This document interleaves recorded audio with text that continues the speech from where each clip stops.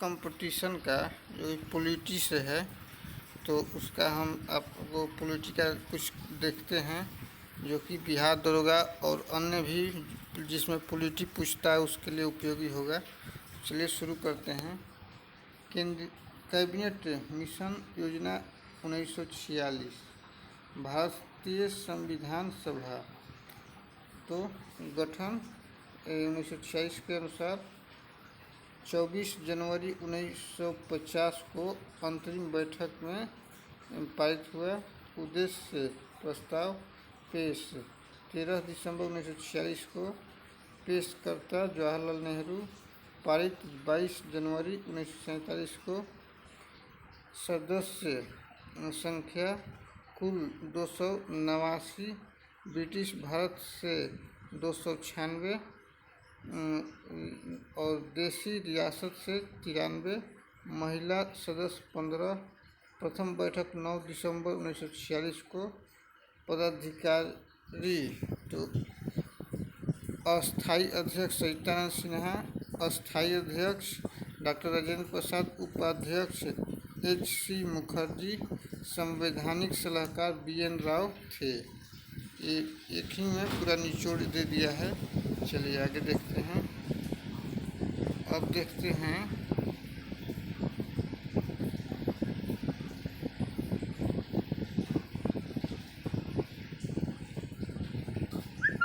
यहाँ पर दिया हुआ है संविधान सभा की प्रमुख समितियां एवं उसके अध्यक्ष।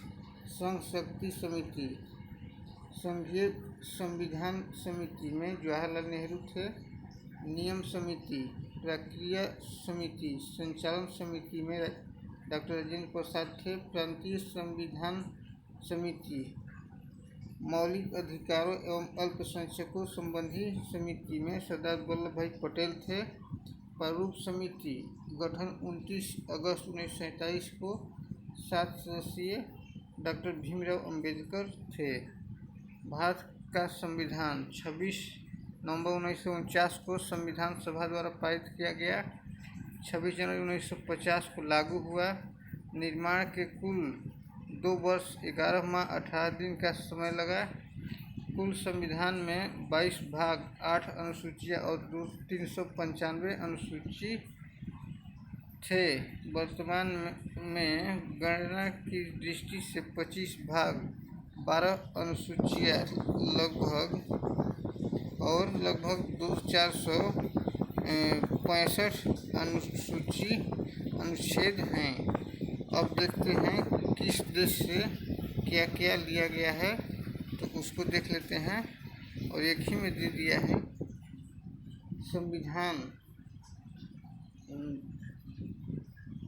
संविधान के स्रोत। ब्रिटेन से क्या लिया गया है? संसदीय शासन प्रणाली, एकल नागरिकता, विधि का शासन। संयुक्त राज्य अमेरिका से मूल अधिकार, न्यायपालिका की स्वतंत्रता, न्यायिक पुनरावलोकन, उच्चतम एवं उच्च न्यायालय के न्यायाधीशों को हटाया जाना, राष्ट्रपति पर महाभियोग, उपराष्ट्रपति का पद, विधि के समान संरक्षण। कनाडा से संघात्मक शासन प्रणाली, केंद्र द्वारा राज्यपाल की नियुक्ति, अवशिष्ट शक्तियाँ केंद्र के पास। आयरलैंड से नीति निर्देशक तत्व, राष्ट्रपति की निर्वाचन प्रक्रिया, राष्ट्रपति द्वारा राज्यसभा में मनोनीत सदस्य। जर्मनी से आपातकाल, सोवियत संघ से मूल कर्तव्य और दक्षिण अफ्रीका संविधान संशोधन की प्रक्रिया ली गई थी। और जापान से विधि का द्वारा स्थापित प्रक्रिया ली गई थी। अब देखते हैं भारत होगा। यहाँ पर उद्देशिका में क्या दिया हुआ है?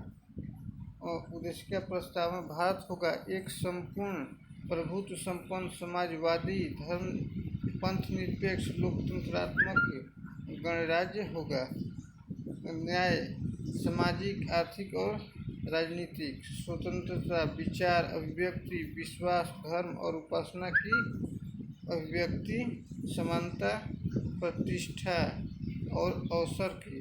42वें संविधान संशोधन अधिनियम 1976 द्वारा जोड़े गए शब्द समाजवादी, पंथ निरपेक्ष और अखंडता। केशवानंद भारती बाद 1973 में उच्चतम न्यायालय की उद्देशिका को संविधान का भाग माना। पंडित जवाहरलाल नेहरू ने उद्देशिका को संविधान की आत्मा कहा। और देखते हैं के एम मुंशी ने उद्देशिका को राजनीति के जनपत्री कहा। अब देखते हैं यहाँ पर दिया हुआ है राष्ट्रीय प्रतीक, राष्ट्रध्वज तो तिरंगा,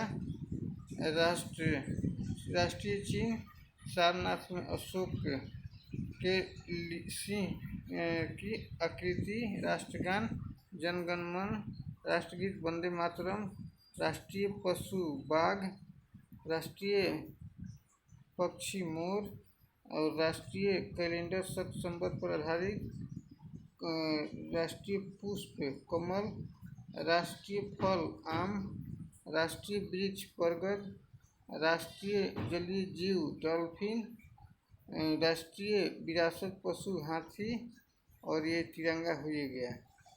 तो ठीक है, आगे बढ़ते हैं। यहाँ पर दिया हुआ है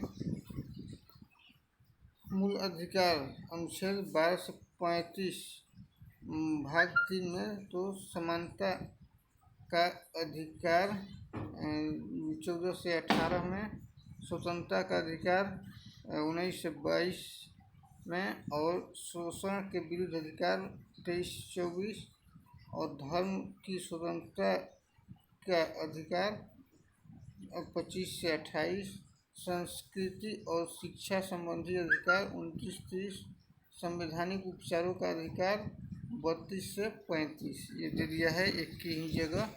चलिए आगे देखते हैं। अब राष्ट्रपति देख लेते हैं। निर्वाचन मंडल द्वारा निर्वाचन संसद के दोनों सदनों के निर्वाचित सदस्य करते हैं। राज्यों की विधान सभाओं के निर्वाचन सदस्य करते हैं। दिल्ली और पुडुचेरी विधान सभा के निर्वाचित सदस्य और त्यागपत्र उपराष्ट्रपति को सौंपते हैं। कार्यकाल 5 वर्ष, हटाया जा सकता है महाभियोग द्वारा। और योग्यता, भारत का नागरिक हो, 35 वर्ष की आयु पूरी कर चुका हो, लोकसभा का सदस्य निर्वाचित होने योग्य हो। भारत के मुख्य न्यायाधीश उसकी अनुपस्थिति में उच्चतम न्यायालय के उपलब्ध वरिष्ठतम न्यायाधीश के समक्ष। चलिए आगे देखते हैं। अब उपराष्ट्रपति देख लेते हैं। राज्य का पदेन सभापति होता है। निर्वाचन लोकसभा एवं राज्य के सदस्यों द्वारा अनुपातिक प्रतिनिधित्व प्रणाली एवं एकल संक्रमणीय मत द्वारा शपथ राष्ट्रपति दिलाता है। कार्यकाल 5 वर्ष का पुनर्निर्वाचन के लिए पात्र है। और योग्यता, भारत का नागरिक हो, 35 वर्ष की आयु पूरी कर चुका हो, राज्यसभा का सदस्य निर्वाचित होने योग्य हो और राष्ट्रपति को शपथ सौंपता है त्यागपत्र। और चलिए आगे देखते हैं। यहाँ पर दिया है केंद्रीय मंत्रिपरिषद, प्रधानमंत्री, कैबिनेट, राज्य मंत्री तथा उपमंत्री शामिल हैं। राष्ट्रपति द्वारा प्रधानमंत्री नियुक्त होते हैं की सलाह पर नियुक्ति की जाती है। केंद्रीय मंत्रियों को मुख्य प्रधानमंत्री होते हैं। हटाया जा सकता है लोकसभा में पारित अविश्वास प्रस्ताव द्वारा। आकार, लोकसभा के सदस्यों की कुल संख्या के 15% से अधिक नहीं। 91वें संविधान संशोधन में लोकसभा के प्रति उत्तरदायी होती है। चलिए आगे देखते हैं। अब देखते हैं महाभियोग, महान्यायवादी 76 में भारत परिचय, भारत सरकार का सर्वोच्च विधि सलाहकार होता है। नियुक्तिकर्ता राष्ट्रपति। योग्यता, जो उच्चतम न्यायालय के न्यायाधीश नियुक्त होने की है। अधिकार: भारत के सभी न्यायालयों में सुनवाई का अधिकार, संसद की कार्यवाही में भाग लेने का अधिकार, किंतु मतदान का अधिकार नहीं। राष्ट्रपति के प्रसाद पर्यंत समान्यतः 3 वर्ष का कार्यकाल। चलिए आगे देखते हैं। अब देखते हैं नियंत्रक महालेखा परीक्षक 148। राष्ट्रपति नियुक्त करता है। कार्य: केंद्र तथा राज्य सरकारों के लेखों का लेखा परीक्षण करना। रिपोर्ट सौंपता है राष्ट्रपति को। 6 वर्ष या 65 वर्ष जो भी पहले हो, सेवानिवृत्ति के बाद भारत राज्य सरकार के अधीन किसी पद का पात्र नहीं हो। चलिए आगे देखते हैं। आज के लिए इतना ही रहने देते हैं।